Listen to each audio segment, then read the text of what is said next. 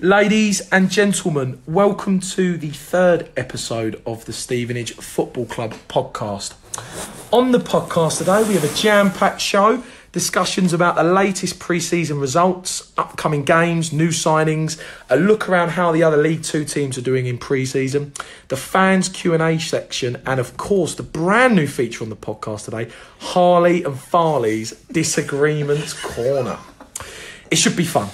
Hosted by myself, Matt Farley, and guests of the show. This is a podcast for everyone at the football club. Everything Borough, everything League Two, every week of the season. Along with me today are three guests of the podcast. My right-hand man, first guest, Harley Clark. Welcome back, Harley. Thank you for having me. Another week back. Always good to be here. I know, it's fantastic to have you back. You're almost like a natural at this now, aren't you? Which is fantastic. I like to think so. Also, a big welcome to Danny Lusby, who was on episode number 2. Welcome back, Danny. Thank you for having me, Matt. No problem. Looking forward to this episode. Yeah, it's good to have you back on. I think you enjoyed the first one, right? Yeah, it was brilliant. Oh, fantastic. Really That's brilliant. Looking forward to this one as well. Yeah, most certainly. And finally, we have a brand new guest on the podcast today. A huge welcome to Borough fan and Dino Mamria's sidekick, Reese Donnelly. Welcome, Reese. Hello. Delighted to finally be on. No problem. It's great to have you on. Obviously, being a new guest, and we always ask the new guests, what are your thoughts on the podcast and what have you made on the first 2 episodes? I thought the first 2 were brilliant to listen to. It's great to have a new outlet. Obviously, there's been a few things, a load of old toffee, but that's obviously, it's nice in this new era. Days. I wouldn't tell them that. They probably think that anyway. It's nice in this new era for Stevenage to have a brand new podcast. Yeah, I agree. Again, it's, reiterate every week, it's something for the fans, and we want this to be the next big podcast at the football club, and it seems to be going really well. I think we're getting a bit of It's gone down very well. I agree. I think a lot of people have listened to it, and it seems like some of the players are tuning in, which Very is... exciting. God, I better go. No, it's exciting. We want that to be the case. Want everyone to get involved and follow us on social media, etc. So then, a lot has happened the last week. Has happened. Been a busy week. We've had pre-season games, we've had signings, a lot really. We've only got 2 weeks to D-Day of the season nearly. We will discuss first the most recent pre-season friendly results. Now, last time we did the podcast, I think we were about an hour from kick-off at Wingate and Finchley. Yep. We didn't particularly know the team, and I think we all guessed it wouldn't be a strong team, but actually it was. We won 1-0. Charlie Carter scoring. Reese was there. Would you like to quickly give us just a quick brief on that game, Reese? Yeah, first half was a strong team and it was a pretty good game. We were playing some nice football. A lot of momentum building, and we're probably unlucky to only score 1. Second half was a bit younger, team age, and then you got the trialists, so it lost a bit of momentum, but overall played some nice football, won the game, clean sheet, can't complain. I thought it was good for Carter to get another goal as well. I was happy when I saw that on social media. He looks a real player. Yeah, it'd be a big one for the season. So good win at Finchley last week. We then came into the game on Wednesday, Hitchin Town away. I thought it was a good result, 3-0, 2 goals for Curtis. Harley, what did you make of it? I know you were there. I thought it was a really good game. I thought Hitchin played a lot better than I assumed they would have done, and it was nice to see. It was nice to see players start to get back into the rhythm of actually playing against opposition that know how to play football and are clearly at a good level. And it was refreshing to see some of the trialists come back and actually get a second chance. Overall it was a good game. I thought it wasn't a penalty, but can't complain. Fantastic. We seem to be getting a lot of it. Yeah, We got our case, didn't you? I know, I agree. I thought it was a good performance. I was really happy that Guthrie got 2 goals as well, because he looks in good form at the minute. I know, obviously, we've only played a lot of non-league sides, but it seems to be good. I agree. So, no, a really good result at Hitchin. 2 back-to-back wins and 2 back-to-back clean sheets as well, which I think, was a really good thing. The next result after that was a tough pre-season, I thought, at St Albans. Very tough. 0-0, again, another clean sheet, really tough game. Danny, I'll come to you on this one. What did you think about the St Albans draw away last Saturday? I thought it was a good game. For a 0-0 draw, I thought it was a really good game. Normally, 0-0 draws could, seem a bit boring, but this one, I thought it was very entertaining, friendly. I thought St Albans played very, very well, and they gave us a very good game. Well, we played all right, I thought. There was a few trialists that played as well. But yeah, I actually thought it was a very good game for a 0-0 draw, and I thought a few players really excited me as well. I thought Sanupe really impressed he's played me really in well these last recently. few pre-season matches. He's really starting to, be the sort of player he is. We've seen the best of him, and I feel if he carries that on, I'd like to see him play against Salford. Yeah, Personally. I agree. I thought Sanupe was great. Do you know what? I thought it was a good friendly to have because I didn't realise they were in the Conference South. I thought they were a Southern Premier. Hitchin. I didn't. St Albans. Yeah, Conference, and I saw that they only missed out on the playoffs quite marginally last season. I think people They're a strong side. People forget that the divide between National League and National League South. Narrowing. It's really narrow. Yeah, It's a really narrow divide. I thought it was a good. Do you know what? I thought it was a really good run out for the boys. Bit gutted the 2 offsides goals were given offside. I didn't expect the second one to be. It probably told Dino a lot more about his squad than if we went and battered them 4-0. Yeah. For me, it was the first competitive game that we've had in the pre-season. I thought it was good. Good to see us play as a unit as well. Something we lacked over the past season or so is playing together, and there's partnerships forming. So positive. Definitely. Really good performance. So then, obviously, moving on from St Albans, we had our Tuesday night game against Peterborough. I thought it was a really good performance. It was nice to see, from my opinion, it was nice to see Dino play a team which you can see what he might play for the season. To me, it looked like he had the wing backs with Tyler and Luther, and thought he looked good. 1-0 as well when Peterborough played a strong side, I thought, by the look of things. I thought it was a really good performance, and to get a draw against a League One side is always positive, I thought. Really good performance. Obviously, Salupe, as Danny said, getting another goal. And it was good to see Matty Godden back as well, wasn't it? Yeah, really good. Yeah. He did frighten me with that volley.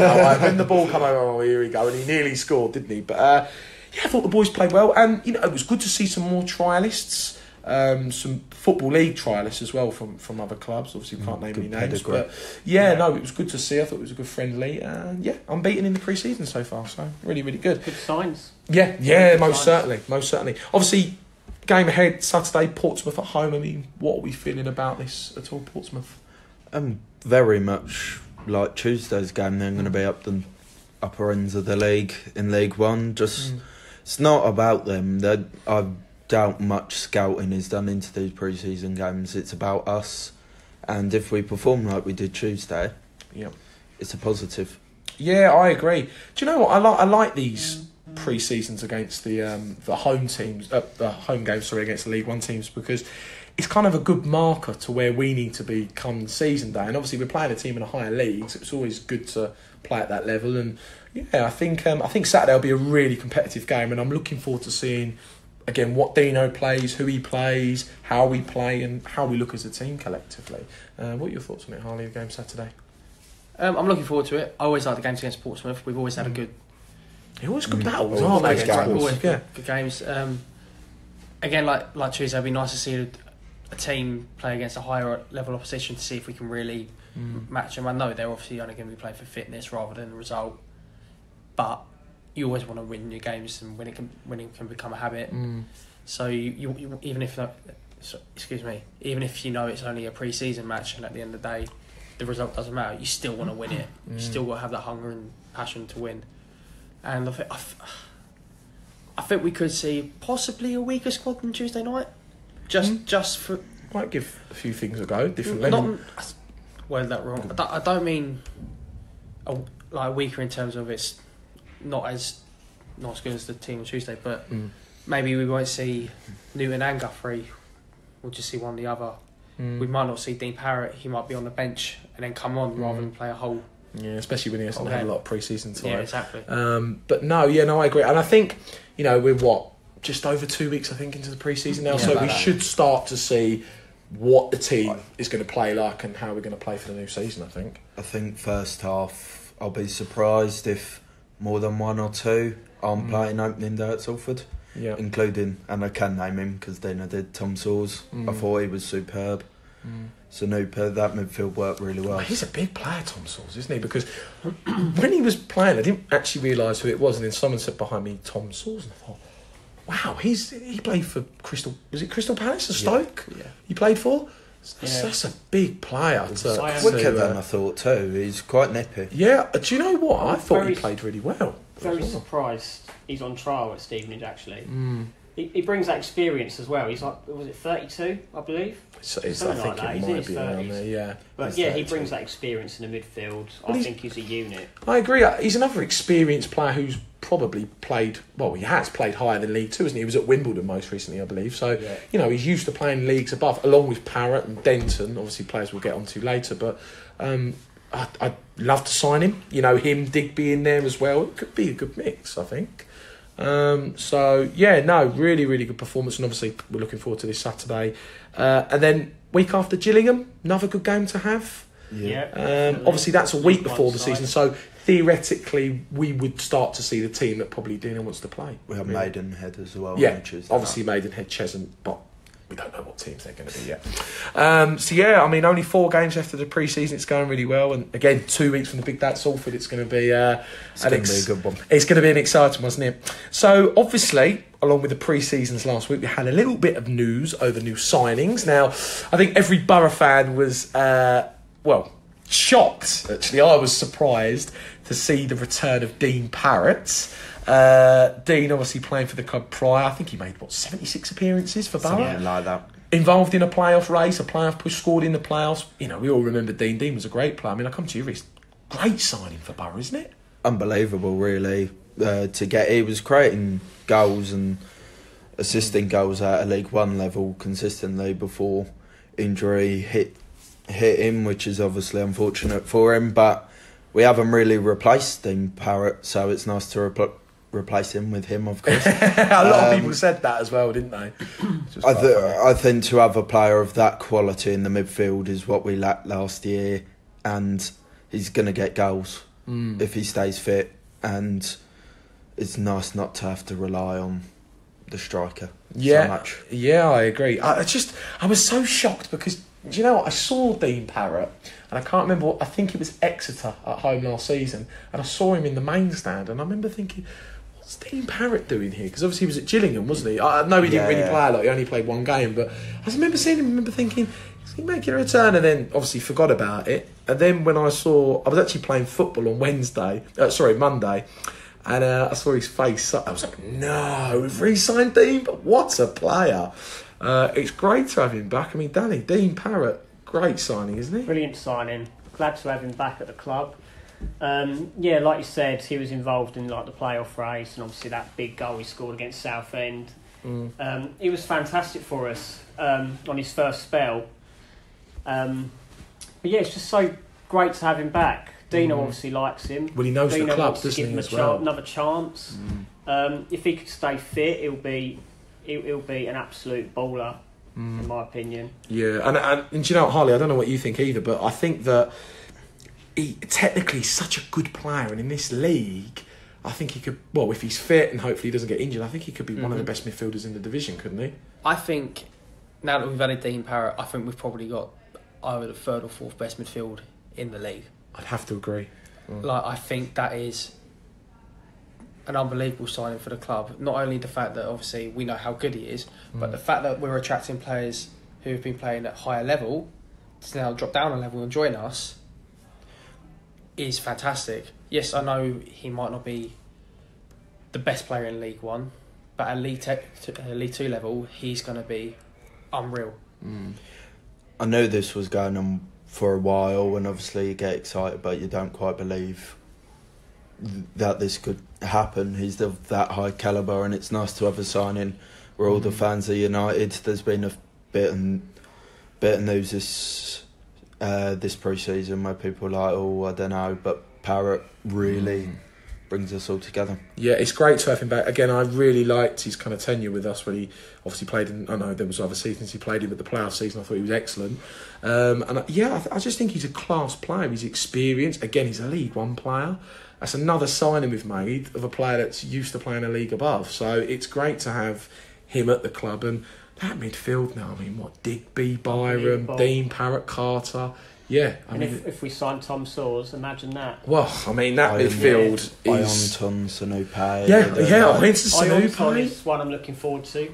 I mean, surely Dino's got a selection headache, isn't he? If he signs Sauls, well, surely that's... He said to me at Wingate he wanted 3 more central midfielders, and we've signed Parrott since then. So he still wants 2 more. I don't see the bad thing with it. I think, look, as we know in the division, you always get players that are out for a couple of weeks, sending offs, bookings, suspensions. Squad depth is vital. It's vital. It's what cost us last season. Yeah, I was going to say, so I think that, and the season, not the season before that, the season where...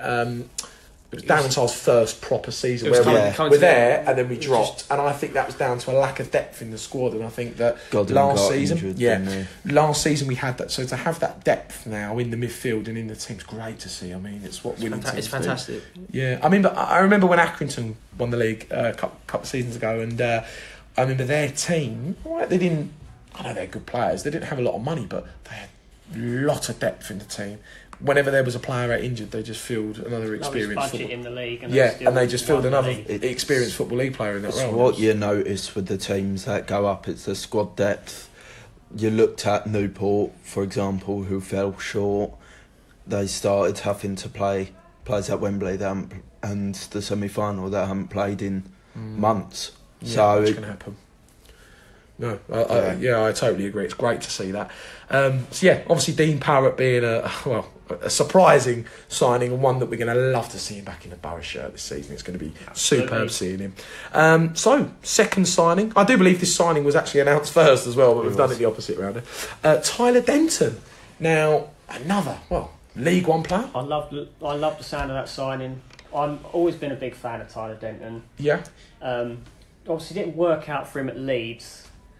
He didn't quite cut it in terms of not on that Leeds sort of having level. a lot. I mean, he was one for the future. I still think he is. Obviously, he dropped down to League One to play for Peterborough. Didn't quite go well there either. He played a lot. He played a good handful of games though. He played a lot of. He was all right without being a headline writer, as the general consensus I can get from Peterborough. Defending possibly lacking, but something that encouraged me with Tyler is his interview where he says, "I need to get better. I'm not a boy anymore," and that just kind of good. Yeah, I mean, we all want to improve at things, don't we? And I think he's a great signing. I mean, Harley, what do you think about this signing? It's big, isn't it? It's very big. I mean, I know we've had dealings with big clubs in the past, like Arsenal with Luke Freeman, and obviously Spurs and Dean Parrott. But it's a bit like, to get someone who's played at high level, not just League One, but Championship, like in the Leeds setup, it's really good. He's got a lot of promise, but like Reece said, he obviously knows that he needs to improve, and I think coming to us was a great decision for him, because I feel like we've got the facilities where you can get better. You look at our training ground. We've probably got.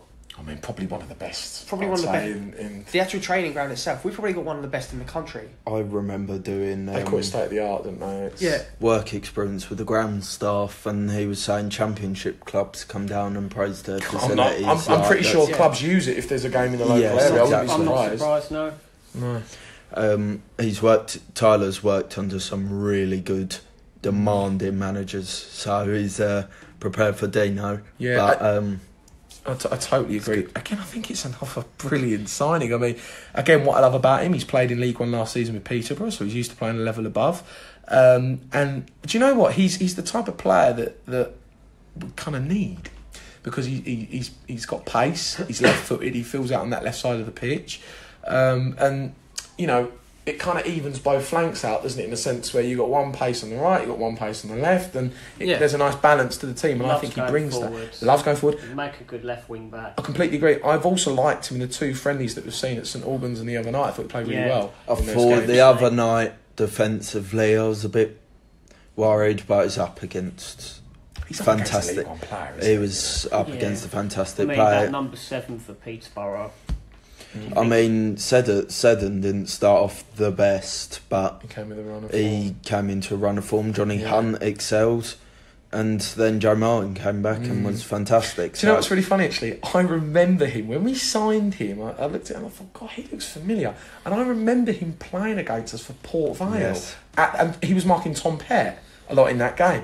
And I remember him, and he played really well that game. And I remember saying to my dad, actually, I like their player over there. I think he was number 3. I think it was number 3. Yeah, left back makes sense.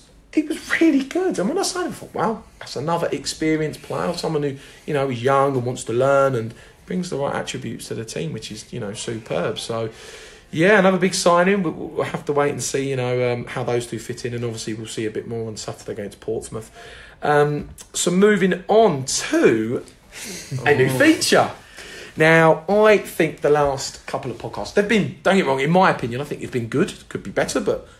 have been really good, but I don't think there's been enough debate. What do you think, boys? No, there hasn't. It's been a bit softly, oh, Mr. Nice. New, isn't it? Good time for my debut. Yeah, I agree. And I think we need a bit of debate. So from now on, every week there is going to be a new feature, and this feature is, well, hopefully we get a voiceover for this in the future. It is Harley and Farley's Disagreement Corner. Okay, now, Harley and Farley Disagreement Corner. There's going to be a debate, 5 to 10 minutes every week, discussing with Harley and myself, Harley Farley. And we're going to have a debate on anything to do with Borough, could be League Two, anything that involves the football club. We're going to have a debate on. Now, how it works... Harley's going to go first every week. I've given Harley the pleasure of going first. Lovely. Harley's going to go first. Now, there's going to be no butting in. Harley's going to make his point about the debate we're having. Once Harley's done, I'm going to make my point, and we're going to bring the boys in and we're going to discuss the debate that we've got. Now, the debate today, starting off... I think it's a good one. It's a good debate. It's a good debate. And I've seen quite a few tweets on Twitter and Facebook, social media messages and questions and queries about who is going to play in the left wing-back role, because... Obviously, Ben Nugent's out at the minute, but people are under the impression that once Ben Nugent's back, it's going to be Luther, Van Kooten, Cuthbert, Nugent, and either Stokes or Denton. I put out a poll earlier. Yeah, you did put out a poll. So we're going to have a debate who we think, I say deserves to play there, but who we think should play at the left wing-back role. So Harley, I'm going to let you go first. Ooh, lovely. And then once you're done, I'm going to make a counterpoint. And we're going to let the boys come in. So who would you like to defend? I'm defending Chris Stokes. Oh, lovely. So you take Tyler Denton. I get Tyler Denton. And I think you know you're taking Tyler Denton. Yeah. So, you ready? 3, 2, 1. Off you go. I think Tyler Denton's the sort of player who wouldn't just drop down 2 league levels to sit on a bench. He's clearly coming here to work hard and be a regular first-team player. Granted, Chris Stokes obviously has the experience at playing this sort of level. But I think sometimes quality over experience could be a big factor. Obviously, I say Chris. I'm not aiming any hate towards Chris Stokes because I think he is a fantastic player. But it is a tough one. But I think Tyler Denton's more the sort of left back we need rather than because we haven't had ever since Seddon left. Yes, we've had a mix and match of left backs. We've had Van Kooten play there, we've had Martin play there, we've had Johnny Hunt play there, but we've never had a like-for-like replacement for Seddon, and I think Tyler Denton really could be that player. And it's... I don't know what else to say now. It's really... Because there's a lot of pressure on this, isn't there? Yeah, it's really hard to, like I say, to think on the spot, but I just think he wouldn't have dropped down to this level to not play regularly. Granted, I know he is still quite young. But it's gonna be tough. But I think Tyler Denton will just edge it, given what we've seen in pre-season as well. Yeah, no, good point. My counterpoint, I'm going to disagree, and I'm going to say I'm going to disagree, and I'm going to say I think that Chris Stokes should play. Now, my point for Chris Stokes playing is obviously we can look at stats from Stokes in the past, but I think for a player to have 2 back-to-back promotions, one with Coventry, one with Bury, obviously Bury automatically, to have someone like that at the club I think is massive, and I think he's going to make a big influence on this team. playing down that left side role. I'll always remember Chris Stokes playing against us. I don't think he played in the home game where we lost 1-0. He played in the game away when we got beat 4-0, and he was fantastic. And I can tell you, our right side of the pitch did not see the edge of their box, I think, for about 60 minutes, 70 minutes. Not only has he had back-to-back promotions, he won the Football League trophy back in 2017 with Coventry. Yeah, so very true. He's won a lot over the last 3 years. And what I love about him as a player is he doesn't just bring all those credentials, but he brings an aura of invincibility of where he expects to be up there challenging for promotion. And I think to have a player like that at the team's got to play. Don't get me wrong, I think there's good points for Tyler. Tyler brings a lot of pace, and people can argue and say Tyler's a lot quicker than Stokes. And Stokes is 28. He's coming into his prime. He's played a lot of football, and 259 appearances as a pro. I think there's a lot of experience in the team, and that would be my point about Chris Stokes. I think the trouble is as well, they're two completely different players. Let's say Stokes is a very defensive-minded player. Can obviously get forward as well, but Tyler Denton's a very attacking left back, and it's going to be really good to see both of them try and win a spot in the team, because although I think one should have the starting role, I can also potentially see us not having a designated left back. We could switch between the two depending on the games. So it's like,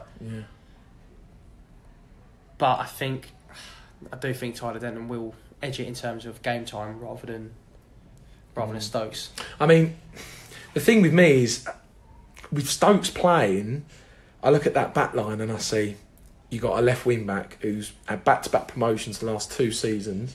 You've then got Scott Cuthbert, who a couple of seasons ago captained Luton's promotion. If you want to include Paul Farman in that, with Lincoln's obviously rise up to the Football League, you've got him as well. And then you've got Ben Nugent there, who's had a lot of Football League experience. I mean, surely with Stokes, that's a very but like I say, experience isn't necessarily the best thing you can be as a footballer. Because you look at, I know it took him a while to grow into the league, but you look at Luther Warren. Luther's first season, second half of the season, best right back I've seen in the Borough for a long time. Seddon didn't start off great, fantastic. We didn't want to get rid of him. Chair, you could see, he's got something about him. But then when he started hitting the goals, he just couldn't stop scoring, and he was fantastic. So I can see your point. I can see your point. The thing with Stokes though is he's going to want to be starting. Oh, God, yeah. I'd imagine every single week. And a player with his experience and calibre and credentials he's got over the last 3 years, surely he will be expecting a starting place every week in a Borough shirt. So it should be good to see. I'm going to bring Reece and Danny on this debate. I'll start with Reece. What do you think of this debate, and who are you warming more towards? Who should be starting, Stokes or Denton? Well, as you're both very well made, there's positives to both. Something with Stokes is that is versatile, a lot more versatile if we are to play 3 at the back. I know Duno's still experimenting, but you think about it, Terence is going to be on international duty. Nuge isn't going to make every game. Cuthbert unlikely to play 2 full seasons in a row, so Stokes can slot in. Stokes is a lot more like Martin, where we excelled last season. I would probably edge with Stokes right now, due to his experience, his cool head. When I've watched him so far, Wingate, etc., he was making deep runs from inside the defence, so he can do what Tyler does. He just brings something different to Tyler. In your honest opinion, who do you think would last the full season much better, Stokes or Denton, if you had to choose in that position? Denton's youth will carry him through, but different players are needed for different games. Like during that run we had towards the end of the season, Johnny Hunt came in for Vale because he was more suited to the wide pitch. So players for the opponents, Salford, very attacking team, I would probably right now, obviously pre-season games to go with Stokes. Stokes. Okay, Danny, thoughts on this? I like both players. I think you and Harley have made valid points. Stokes is very experienced, and like you said, he has, won promotion 3 times in a row. Yeah. And yeah, he's a strong defender. He's a left back, but he's more of a defender than Tyler is. And obviously, Dino likes more attacking football.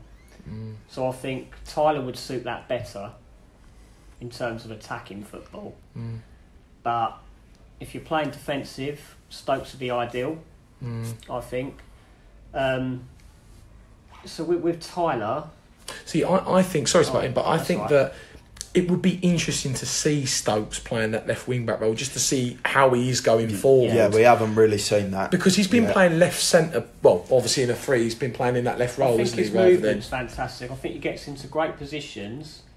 His crossing as well. I like his crossing into the area. But yeah, like, Tyler's had championship experience with Leeds. Obviously hasn't featured much for their first team, but he has been involved in the cup games for them, which you could say that sort of counts. I'm not sure whether Stokes has played championship football or... well, he was at Definitely Forest League Green. One. He was at Forest Green in the National League. He played over 120 games, I think, for Forest Green. Yeah, so he hasn't. A lot of games. He's a winner. Yeah, he is a winner. That's what I like about Stokes. Is he again, I said it earlier, but he brings an expectancy just to be up the top of the division. So do many other players like Digby and obviously other Bean Parrott players that are coming in. I can imagine him being a bit of an animal as well. He seems like a hard man, Stokes, doesn't he? He's a big bloke, and that's why he looks like a defender more than. Do you know what? I think him and Scott Cuthbert have got a really good bond at the minute. I've seen a couple of clips in some games where they're getting on really well. Yeah. So good about both. Cuthbert's a leader, isn't he? What's good about both Stokes and Denton is Denton's been a captain of Leeds youth team. Stokes a winner, experienced captain too before, so both are captains, and Dino wants 11 captains on the field, so they fit perfectly into that. They're both 2 fantastic players, and I'm looking forward to seeing who wins the battle. But they could both play together, because I don't know what's going on with Nuge. Maybe it's an injury, but both could play together. I'm going to quickly, obviously we'll get back onto the debate, but I did bump into Ben Nugent in Nando's the other day, and he's got a bit of a sore Achilles, and he reckon he'll be back next week. That's all good. So Harley, have I changed your mind to Stokes, or are you sticking with Denton? Although I took Denton, I was never in doubt of Stokes being a starter. I still think it could be either of them who do get the first. Because for all I know, it could be the first few weeks of the season. One game it could be Stokes, one game it could be Denton. And then as the season goes on, you start to see, he's going to be playing at left back more consistently than, say, Denon or... It's such a difficult decision. Yeah, no, I completely agree. But no, I've got to be honest, good debate. Good debate, I think. That's quite interesting. I think on this one we'll have to agree to disagree. Which should be the tagline of this speech, shouldn't we? I thought about that. That was an intense first argument, I must say. Well, it is, it is a debate and some things that we want to, follow on from. And Harley and Farley's Disagreement Corner. So no, thanks for being involved in the first. Pleasure. Yeah, I think it's gone quite well. And again, it's a debate and a feature that we want to add on the podcast, so I hope people enjoyed that. And I would like people to tweet us at the Stevenage Football Club podcast and get involved with on our Facebook page, and please let us know who you think won the debate. I did put a poll out earlier and it was 55-45, so it's very close. Oh, in whose favour again? Stokes. Oh, so maybe Farley has taken 1-0, and we will keep a score of the debate process throughout the season. So lovely. Please get in touch. Please let us know who you thought won the debate, and we'll keep a leaderboard of that, which should be very, very good. So no, thank you very much for that, fellas. We've discussed many things. We're coming on to the end of the podcast, a bit shorter tonight, which isn't a bad thing. So we are now going to move on to a quick look around the other teams, obviously in our league, in League 2, and how some teams are getting on with the pre-season process, and obviously we'll discuss about that. I, at work today, took a list down of some eye-catching games, eye-catching results that have kind of got the spotlight in the pre-season period in League 2. We'll come to the first team of a really good result, actually, and I read the match report on this today, and it seemed like 2 strong sides. Cambridge beating Fulham 3-1 in the pre-season period. So looks like Cambridge are obviously. Pre-season doesn't tell how we're going to do in the season, but it gives a good indication to what teams are playing like now. Good result, Reece? 3-1 against Fulham? Obviously, it's a good result, be it in a team of Fulham's calibre. Cambridge are in a bit of a crisis right now, I think. I think they have Wes Houlihan on trial, actually. Oh, do they? He's been fantastic, apparently. So that would be a fantastic signing for him. I still can't get over the fact that he's on trial there. Yeah, surely they'd sign I think it's contract He's issues. brilliant at Norwich. Contract He's issues. 35, so League 2 35. level would be a cracking signing. Might turn into a coach there as well. You never I'm know. not overly worried by Cambridge. If I was making a prediction right now, obviously a lot of signings still to happen. They'll probably be near the bottom. We'll still lose to them though. Oh yeah, Yeah. home and once away. every Do year. you know what? I'm not going to have another debate, but I disagree. I think we're going to beat them. Oh, Maybe we'll use that one next They're a week. bit of a bogey team, in my opinion. Yeah, true. I mean, it can change every season. it's a good result for them. Clearly a good performance, but I'm still not worried. Convinced. Good result though. Fulham obviously just being going back down to the division. Good result for Cambridge. Another good result from another team. Newport beating Shrewsbury away 1-0. Again, 2 full sides out. Harley, what do you make of that? That's a brilliant result. Isn't it, for That's a Newport? fantastic result for Newport. Because I find, going back to the Cambridge game, it's all well and good beating Premier League opposition in pre-season. We've done it. We've Beat Brighton, didn't we, that Yeah, we year? And then we did, had a bit of an awful one, didn't we? But I think playing against teams that are around the same division as you, that's a real indicator of whether or not you're going to do well. I mean, Newport have a good squad. They did have a good squad. I think they've recruited okay. Yeah, They've done okay. well. Yeah. And I find that whoever they've lost, they have replaced. But I think Newport will be up there this year. I completely agree. But yeah, no, it's 1-0 doesn't say a lot, but if you're beating opposition higher level than you, Yeah. Well, this is it as well. As we played Peterborough, Shrewsbury, League One team, and they did well. They've done well recently, Yeah, haven't they? very well. So Yeah, they've really good recruited result. well as well. We'll come on to a couple of other. Danny, I'll get your thoughts on this. Port Vale now, Port Vale I've got down on here have beaten Fleetwood 1-0 again. 2 full teams out. Yeah. Fleetwood being again, as we've said about Shrewsbury, a league above. That's a good result, isn't it? Of course, yeah. Obviously, Port Vale last season struggled. They have struggled for a few seasons now. Pre-season obviously doesn't mean anything. It's always good to beat a team higher league above. But there's teams that have done it.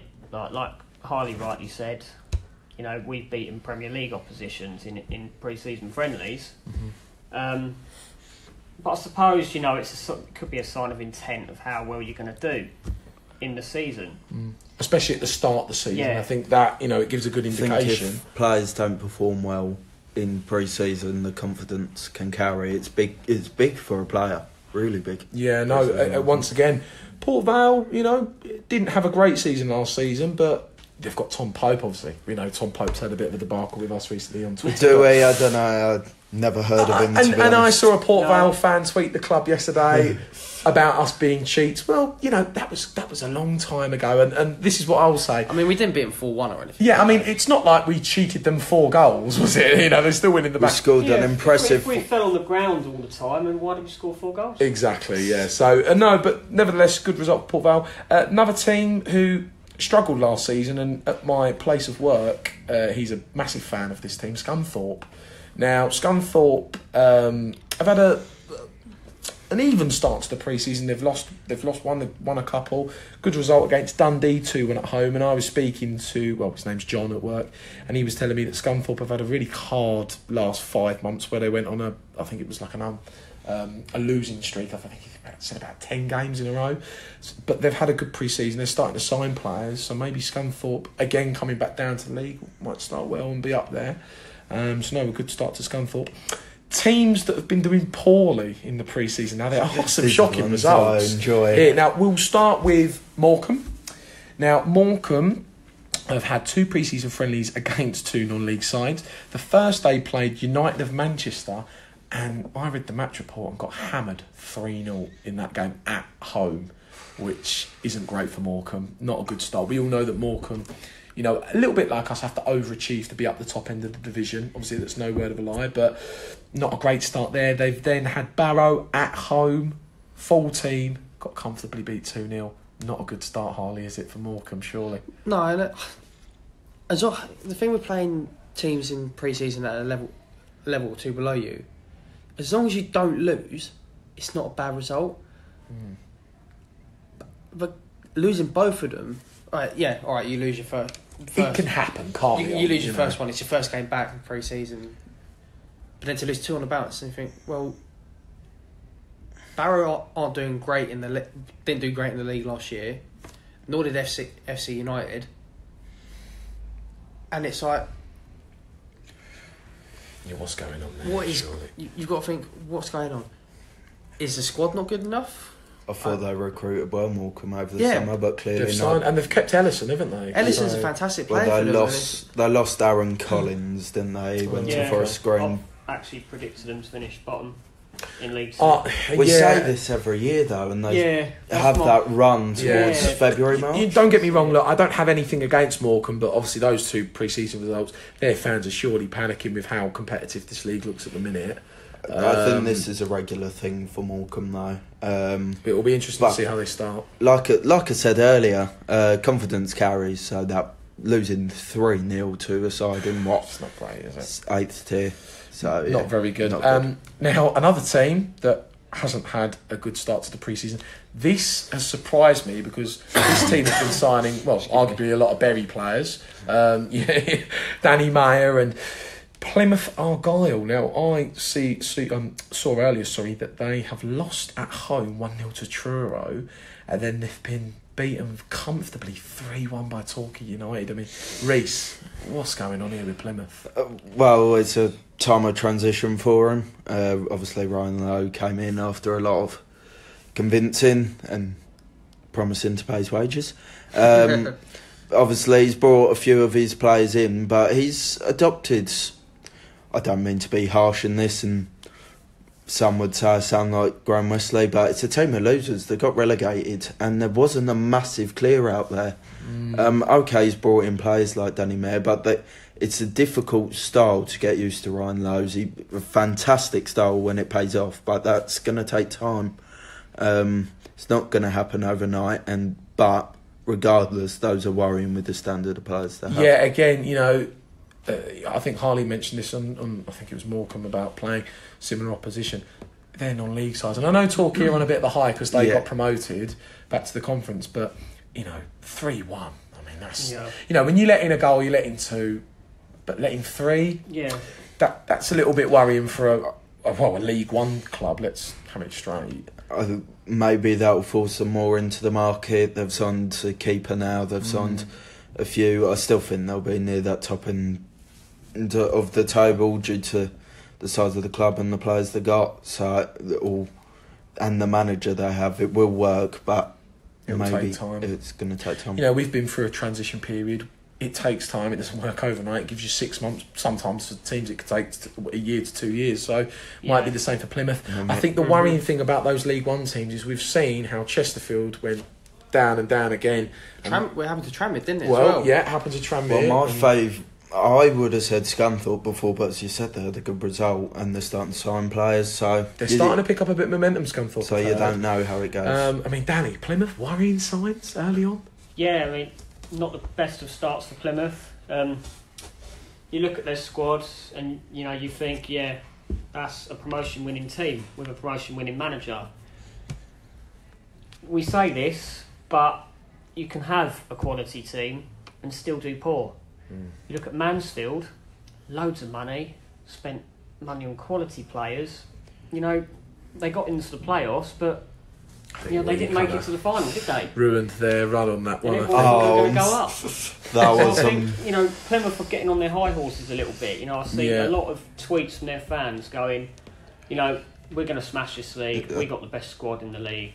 Just hand us the title. I do enjoy his Plymouth demise, I must say, due to their fan base. Well, we've had trouble in the past, but don't count your chickens. Exactly. Yeah. I mean, don't get me wrong. I've had a look at all the pre-season friendlies this weekend, and there's League One sides playing League Two playing League One. Literally, ourselves playing Portsmouth. I think all the other League Two sides are playing a League One side. So it will get a bit of an indication. You never know. Plymouth could win tomorrow and they've just beaten a League One team. So, you know, transfers to exactly, a lot of but, changes. You know, yeah, some eye-catching results with Port Vale and Cambridge, but then also some dodgy-looking results with Plymouth and Morecambe. So, yeah, 2 weeks to go. It'll be very, very interesting to see how that kind of transpires into the season. So moving on to then our last section. We've been a bit quicker today, I think. Yeah, much quicker. I think we've flown through it. We've been going about 45 minutes. So Let's see how the questions go. Yeah. Now, there are 4 of us today. So I do believe we've got 7 questions. So I think 3 of us are going to answer 2. I don't mind only answering 1. I'll let you boys answer more than me. First question, I'll come to Harley. Mm-hmm. And this was sent in by Callum. And Callum's question was, now both of the kits have been seen, is there one that you prefer over the other one? Great question. I prefer the away kit. I did to begin with, even from the pictures. But, in person, they're not as bad as people think. 100%. I agree. On the home kit, obviously in the pictures you can see the diamond quite well. When they're playing, it just looks like red and white stripes. Yeah, you can see there's a bit of a pattern, but there's nothing. It doesn't look bad. It just doesn't look great. I think the picture that we saw, it didn't make it look great. But when I saw the socks and shorts, I thought, oh, that together looks quite nice. It's not like the white bit on the exactly. socks. And I think what doesn't help is when, obviously, you get picked up by news sources like Soccer AM, done something about our new kit. I saw earlier today, 442, possibly the biggest football magazine in the UK and the world. I have read this as well. Yeah, they put our kits. Granted, this was before Huddersfield's kit came out. That's abysmal, isn't it? I think that's a joke.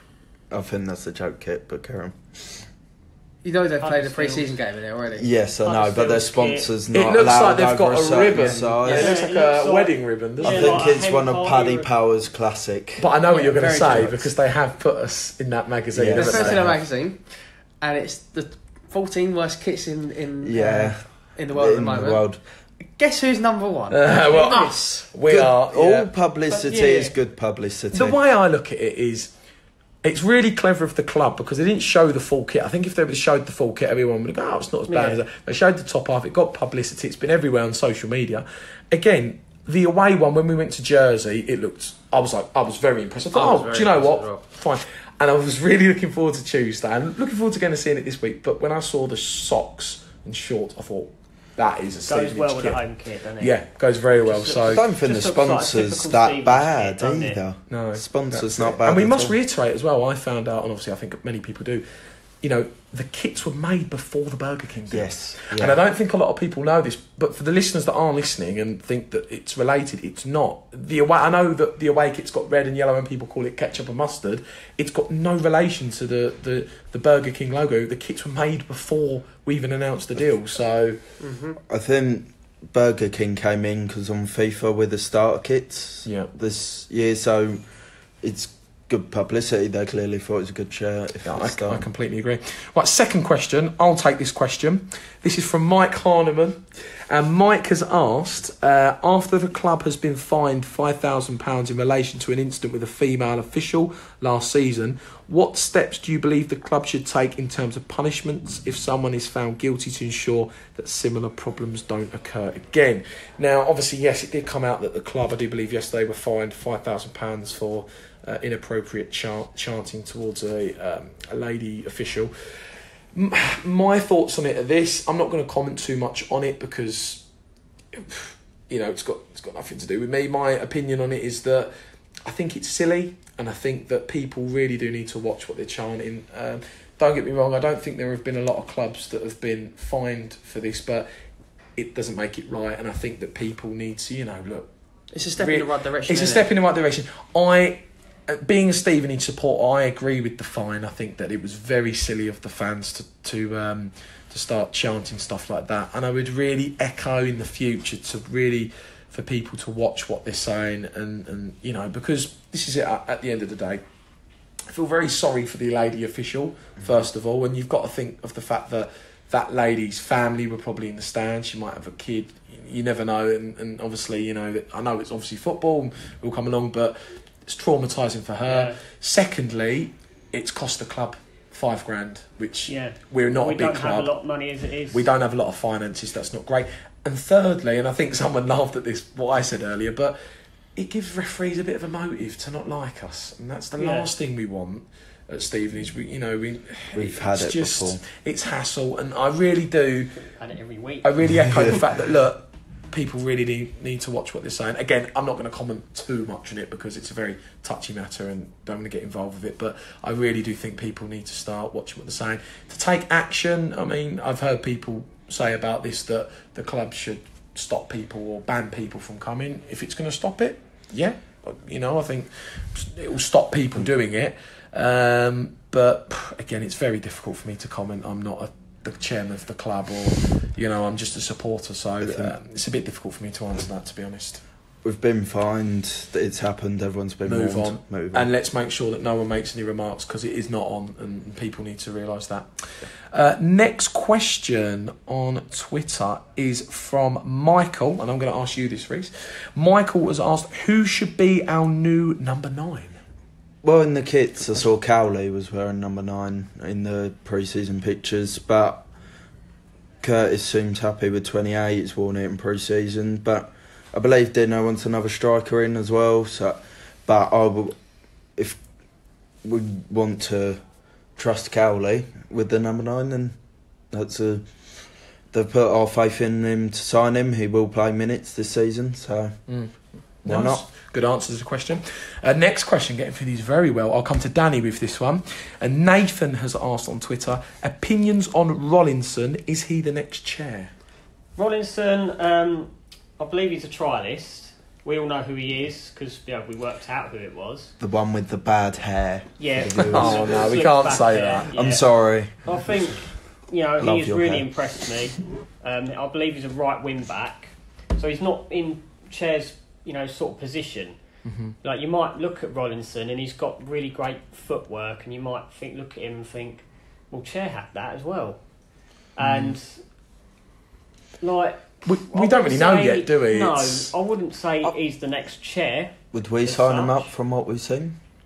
Yeah, probably. I would. I'd see how he does this Saturday, and I'd have another look at I him. think Saturday would be the telling point. The cut-off period, really. Well, he's the only one that stayed throughout. I think Houston's gone I'd now. have him as backup. Don't see no reason why we can't sign him. He's I'd actually have for him the club. as backup for Luther because they both play in the same position. He's looked good. Yeah, I'd obviously, like I said, I'd obviously have Luther over him. I agree. Good answer, Danny. Question comes back to Harley because I'm only going to answer one. Aidan Cheevers has tweeted in. Question for you, Harley. With the new signings coming in and challenging for places in the first team, especially the centre and midfield, do you think any regulars from last season could be sacrificed? That's a very good question, Aidan. I think Byram could be sacrificed.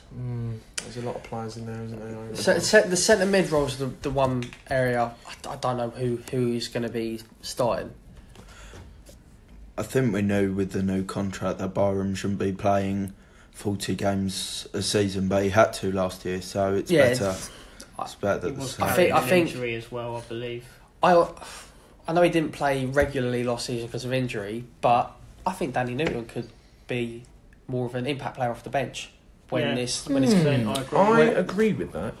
When it's going to 65, 70 minutes, and then we need someone to come on and get the goal because he's got fresh legs. He's got so much energy. See, I think him and Curtis are blossoming together. From what little I've seen, I would start them two up front. Yeah, if they're starting together and it's working, yeah. Don't be surprised though if Dino plays a very similar way with how Chair played with Guthrie and played Dean Parrott. Of course. Don't be surprised because Danny... Carter. As much as I like Danny, he does make a big impact off that bench. So it will be interesting to see. I think it was Macclesfield away. Yeah, he came on 5 minutes later, scored a goal. He'd been missing for about 4 months, so that's he weren't fully fit either. Yeah, I agree. But no, really good answer. He is an animal. So we've got, I do believe, 2 more questions. We'll fly through these quickly because I think we'll be going just over 50 minutes. Now, Jamie Wren on Twitter has asked, and this is for you, Reece. This is quite a funny question, I have to admit. It did make me giggle. Why do our fans seem to have this view that we are one of the favourites for promotion? We luckily got 10th in a weak league through Chair carrying us multiple times at the back end of last season, and the league has only got stronger whilst we have got weaker in losing Chair? There's so many points to make from that question. I'll start with the first bit. The view that we're favourites. Has anyone said that we should be in the top I don't three? think we've said win the league. I think competing and challenging. Had to push playoffs. I think we got to be optimistic. When we got promoted before, we was all together. It was all pushing against the odds. The chairman said the aim is promotion. The manager has. The players that have joined have. Why shouldn't we have the aim to? Every team in this league, maybe bar Macclesfield and Morecambe, should be aiming for that top 7. And with the calibre we've got, why not? I wouldn't say the league's got stronger at all. I would say last season you could pick out the top 3 when they come down. This year I don't think you can. It's a really mixed division. It's competitive. It's I think you could probably pick the top 10. Yeah, you can pick the strong and Most weak definitely. teams, but you can't go first, Lincoln second. No. What I will, and I'm very sorry about this, Jamie, for tweeting in. I disagree with what he said there because he's mentioned that our team has got weaker since losing. Now, I disagree with that. I think that, see, the thing with it is you can't just have one player that you rely on every single week, right?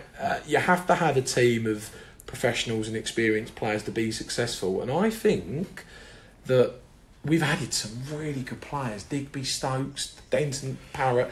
And I think actually our team could be in a better position than it was. Yeah.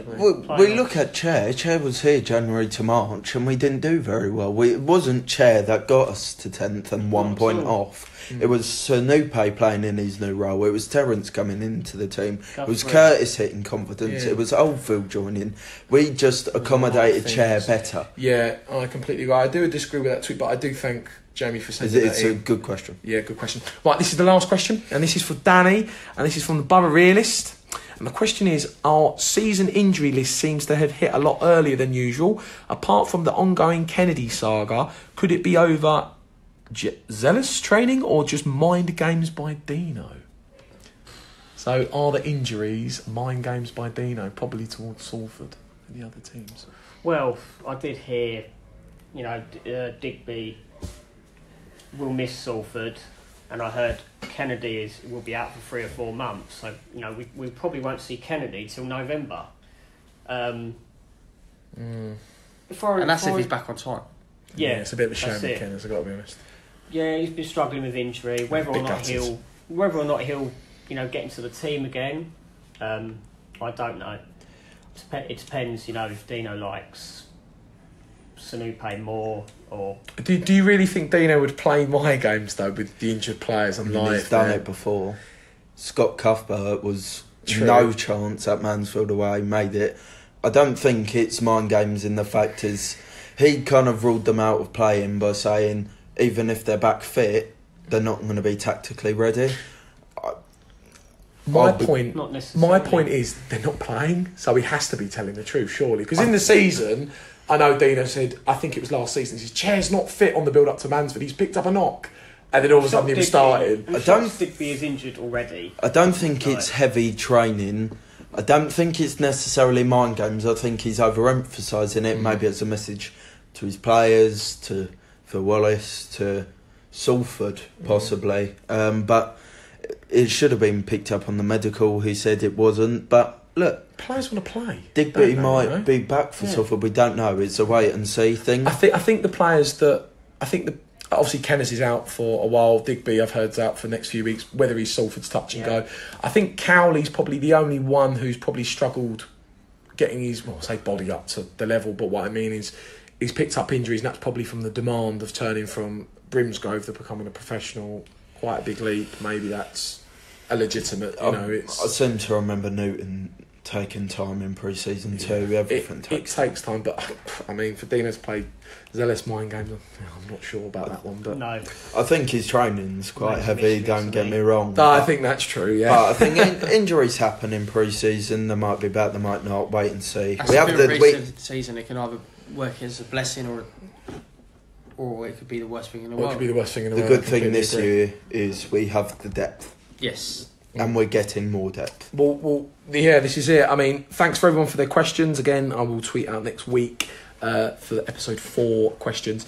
So obviously we're coming to the end of our podcast. Obviously we're 2 weeks away now. I know I asked last week how we're feeling about the new season, but 2 weeks away, it's a very exciting start. I see that Salford are playing Woking this weekend, so it'll be interesting to see how they do, because I don't think they've played a lot of games. They've had one and won 1-0, and I've been trying to do my homework, but I haven't seen any updated pre-season, so I don't know what's going on there. But yeah, I mean, how are we feeling 2 weeks to go? Still now that we've good. seen against the League One team. Obviously nervous because it's the start of the season. We haven't won an opening game of the season for a while. It'd be nice to win one, and I could see us doing it away from home. It's going to take a huge. I am really excited for it, because not only are we on telly and it's great for the club, but just to be away in such a cracking game of football. I mean, it's their first ever game in the league. It's actually quite similar to what we were 10 years ago, wasn't it? Where we played Macclesfield, and Macclesfield came as a experienced football league club. It's a bit like that with us now, isn't it? It's going to be good. Hopefully, other fans from different clubs take us more seriously. Most certainly. More show signings. what we're made of. Yeah, hopefully we can get early points in the bag and get a lot of those games out of the way. Definitely. Very important. But no, seems like we've come to the end nearly, boys. I mean, how have you thought about the episode? And Well, enjoyed it. enjoyed it? Another fantastic episode. And a bit more debate. Really, Which has been good, and it's something that we want to progress and carry on. We want there to be more debates, so the new feature of Harley and Folly's Disagreement Corner is going to be in. Now, just a little few things we need to call out coming up from the podcast is this Saturday at Portsmouth. We did hand out some cards with the Stevenage Football Club podcast at the club. I think we handed out about 40, went down really well. We will be handing out more cards this Saturday. If you get a card, please don't throw it away, keep it. Follow us on social media. All the social media details are on the back, along with our Podbean account. Please go and follow that. I've also mentioned in the previous podcast that we have a YouTube channel. That is something we want to build for Salford. Hopefully we'll be doing some build-up videos and some videos once the season starts. We are also, in a week to 2 weeks, going to get started some new things on the podcast. We're going to be doing supporter competitions, where fans will hopefully get the chance to win either some merchandise or other bits and bobs. Hopefully we can sort out. So we will be doing a competition that will be explained on Twitter. And we're also going to be starting our own League 2 prediction league table. So this is going to be a league table that will be tweeted out. Us boys will be involved, hopefully. It'll be involved with the fans. And hopefully winners of the league table will hopefully be getting a prize at the end of the season. Hopefully the top 3 will be getting some sort of prize. So there's plenty of stuff to look forward to, lads. It's been really good today. Thank you ever so much for coming on. Pleasure. Pleasure as always. 3rd episode's done and dusted. 4th episode will be on the way soon. Again, thank you to all the listeners. We've received some amazing feedback on the podcast, and we want to keep going. We want to keep growing it. And again, we want this to be the next big podcast at the football club. So thank you to all the listeners, and thank you very much for listening to today's podcast. You have been listening to the Stevenage Football Club podcast.